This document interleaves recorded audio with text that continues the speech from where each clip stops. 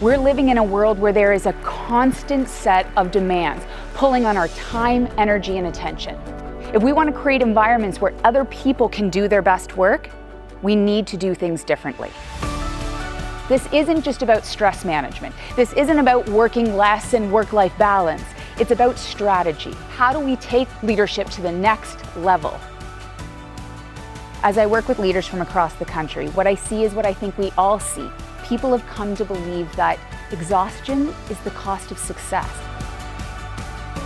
There's powerful brain science behind why we feel the way we do. And the mistake is we think we need to try to remove the stress. It's just not a reality. When we think about leadership, you can't take the stress out of leadership. What you can do is you can increase the capacity to manage that stress more effectively. That's what I call the leadership vitality quotient. Rumor on the street is that you guys are feeling a little bit of pressure nowadays. So we're going to look at how do we increase our leadership impact by increasing this vitality quotient, because it makes all the other pieces come to life in a much more effective way.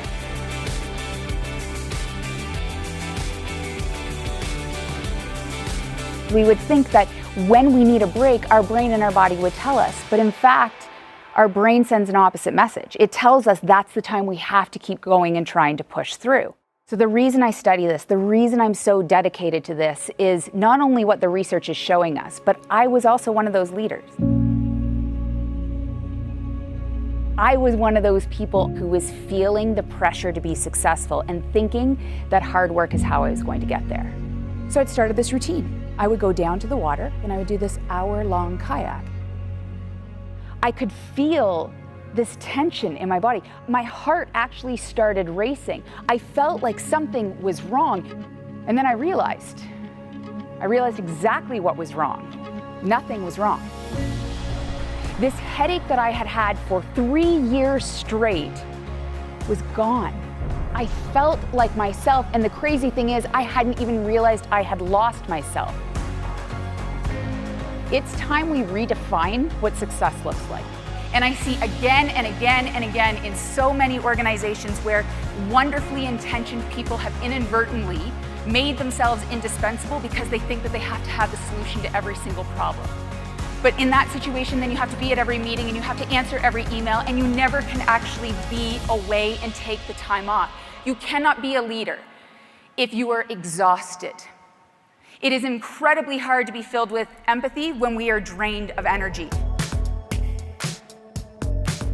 There are 3 core components that we need to include. Number 1 is our business intelligence. Like, we need experience and expertise. There's no doubt about it. What we know matters. The second piece is how we do that work, our emotional intelligence, how we execute through others. When things are going well, our intentions and our impact are aligned, and that's great.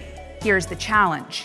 When we are working in that pressure environment, where deadlines are occurring, when we're hungry. Does anybody notice? Does anyone else's behavior change when you're hungry?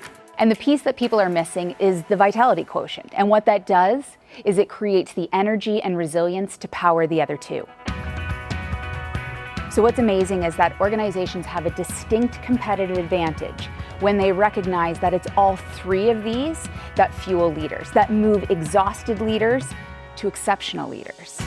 If we want to bring the very best of what we have to the table, if we want to do that day after day, if we want to create an environment where other people can do the exact same thing, then the strategies of yesterday are not going to be enough for today. When people have more fuel to power their experience, their expertise, and their emotional intelligence, they're able to create an environment where creativity is shown, where people are able to manage the change that seems never ending. I would like every single one of you to allow yourself to be the leader that you can be. And if you are going to commit yourself to building this vitality factor, I can guarantee that will be your defining competitive advantage.